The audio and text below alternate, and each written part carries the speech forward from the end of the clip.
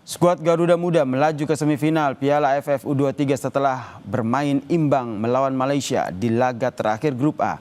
Namun apa catatan yang harus diwaspadai di laga semifinal nanti? Kami membahasnya bersama dengan analis sepak bola, Bung Wesley Utagalung yang telah bergabung bersama kami di Kompas Petang. Selamat petang Bung Wesley. Selamat petang, Mas Nasir. Ini tahan imbang, oke lah kita maju ke babak semifinal. Tapi ada catatan, kritikan bahkan oleh Ketua Umum PSSI yang menyatakan bahwa nih lini depan kita ini nampaknya kurang maksimal, ini harus diperbaiki di laga selanjutnya. Anda juga sependapat? Sangat-sangat sependapat Mas Nasir. Hitungan kita memang melawan Brunei itu tidak jadi patokan. Tapi ketika kita bermain lawan Filipina, lawan Malaysia, dan Malaysia itu saya pikir permainan terbagus dia di turnamen ini. Malaysia kemarin itu lawan kita, yang sejak awal saya katakan hati-hati dengan perang psikologis aspek non teknis ketika menghadapi Malaysia. Dan saya boleh memberikan rapor di pertahanan sepertiga awal kita bagus sekali. Kita belum kebobolan ya Mas Nasir. Di pertengahan sepertiga tengah juga kita cukup bagus membangun aliran serangan. Tapi masuk sepertiga depan atau di pertahanan lawan kita seperti bingung.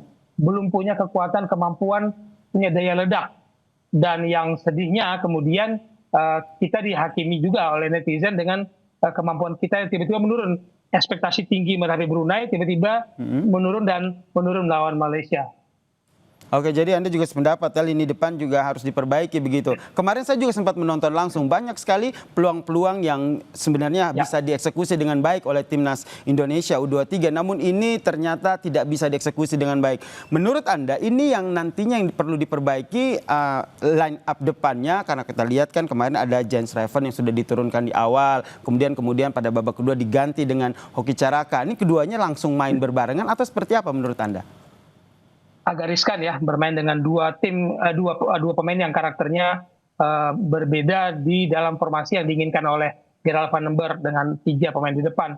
Karena ada Arjuna di kiri, Victor Detan di kanan. Memang komposisinya bisa berganti-ganti sesuai dengan kebutuhan pelatih, melihat strategi yang menghadapi lawan tertentu dengan persiapan siapa yang paling siap dalam latihan. Jadi tidak ada bisa dikatakan kerangka tim yang orangnya sama. Kerangka bermainnya yang sudah ada, cara bermainnya yang sudah ditetapkan, tapi orangnya bisa berganti-ganti sesuai dengan strategi yang diinginkan pelatih. Jadi kalau menurut saya kita tetap mengadakan fitur Reven tetap harus kita maksimalkan ya. Jens Reven rasa-rasanya dia masih menjadi terbaik di depan kita di U23 ini. Meski kemarin sempat jatuh begitu ya. Agak cedera itu, semoga ini hasilnya nggak apa-apa ya sehingga bisa main di babak selanjutnya. Tadi untuk lini depan, kalau melihat catatan Anda untuk lini tengah dan lini belakang kita seperti apa?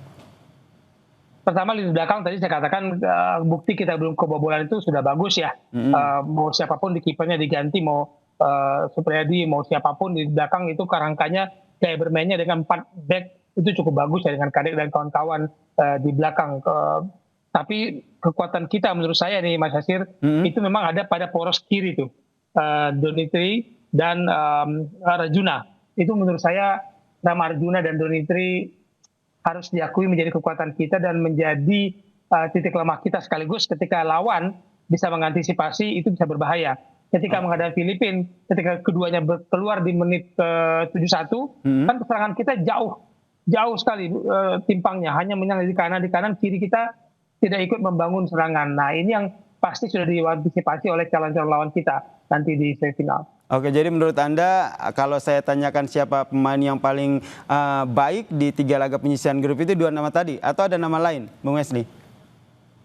Sebenarnya saya tidak terlalu ingin menyebut nama, tapi tim ini sangat bergantung kepada pemain-pemain sayap kita maupun kiri maupun kanan. Tapi kematangan Donitri itu harus kita akui menjadi salah satu kontributor bersama Roby Darwish yang sangat baik ya di tengah mengorganisir permainan kita. Tapi sekali lagi saya tidak ingin memuji 1-2 pemain saja nih Mas Nasir, karena ini olahraga tim harusnya semua permainan itu mengacu kepada strategi si pelatih.